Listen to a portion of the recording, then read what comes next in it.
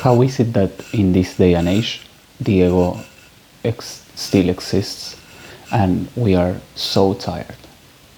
Why do these have things in common? We have known about the ego for a long time, the ego, right?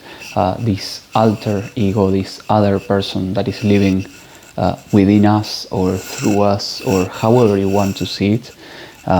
Cultures have many ways of viewing this type of character, but actually the simplest way I can find to illustrate what the ego is that we have who we are, right? The purest expression of our soul, which manifests through our body, through our real wants, and through our true expressions, which are loving, joyful, and we occasionally may have sadness, anger, but they dissipate fast, right?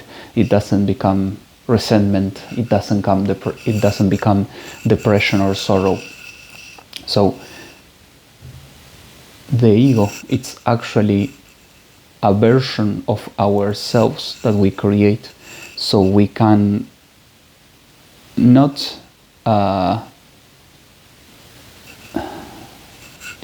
digest reality, but actually cope with it. So basically the ego is just a cope, it's just a misconception and a wrong idea about the world. So what we're trying to do is create a personality, an identity for us that can match that wrong idea. For example, that we are not loved, that we are not safe, that we are not worthy. So that's the idea that we have, that we create our identity around, or the identity we create that as a floor, right? So we build on top of that. So that identity needs energy because it's fake, right? It doesn't exist. We are constantly creating it. And since it doesn't exist, it's not real, it needs matter, it needs energy to exist. So what we are doing is constantly feeding it our attention. We are constantly reassuring it to tell it, you're real, don't worry, you exist, you matter, when it actually doesn't exist and doesn't matter. So this energy that we are constantly losing and that we are suddenly depleted out of energy, it's because we are feeding a false narrative of not only who we are, but what reality actually is. So I saw a video about this that it's called kind of open loops. Open loops, the guy was talking about productivity, right?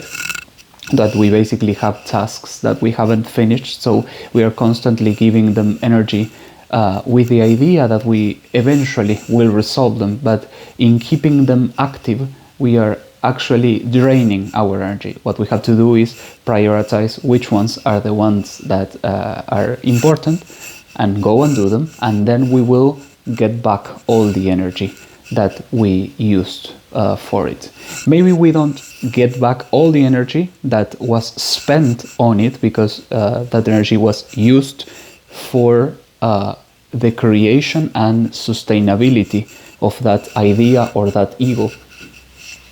But what we will get back is the resource, the income of that energy that we are creating constantly. Humans are like, not like battery, but like generators, right? That's what kind of the movie Matrix is about. In the movie we are used as generators by the machines. So basically, since we are generators and we are creating energy all the time, we are directing, focusing with our minds, we are focusing that energy into something. And if that something is the ego, we are going to be depleted all the time, thinking that we are, I don't know, sometimes making advancements in life, or we're trying to update things and it never works. It's like people trying to do self-development and they don't get anywhere. They have been going to the psychologist for 20 years, and the problem is that they have been trying to I don't know, try to solve a medical issue when the issue is spiritual, right? Or you're trying to treat your foot for something and actually you have an infection somewhere else, right? Or when the kidney hurts but you're actually feeling it on your back. It's like that kind of thing. You are actually misplacing energy. So how do we get that energy back? We realize what's true, right? We say what's true, we learn what's true, and it will take some time, right? To understand it to the core. So to understand to that, so that our body feels it, right? So our body understands it. The body will always follow the mind, and the mind will always follow the thoughts that we have. And the thoughts, it's like a symbiosis, right? So the thoughts create the reality, the mind believes it, the body believes, manifests it, and it's a will. It's a very interesting topic for me, that one, because it's a kind of system that it's kind of automated until you say, well, but this is happening, and I kind of can control it by focusing on what's real, right? Doesn't mean that emotions are not valid, right? People have sorrow, depression, anger, and that's valid too. But we have to understand that the validity of that is not that you are that, and that you can't change that, because actually that's draining your energy, that's draining years of your life. So what I would suggest is finding out what's real. I have found that the way that Peter Crone tackles these things, it's very, very useful.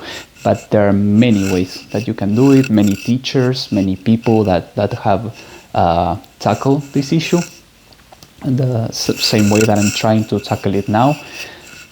Being honest, when you find out what's real, you stop fighting illusions, you stop fighting with demons, ghosts, phantoms, thoughts, and you stop worrying about the past, which creates the future. You start living in the present, and that's the best way to focus on what's true, right?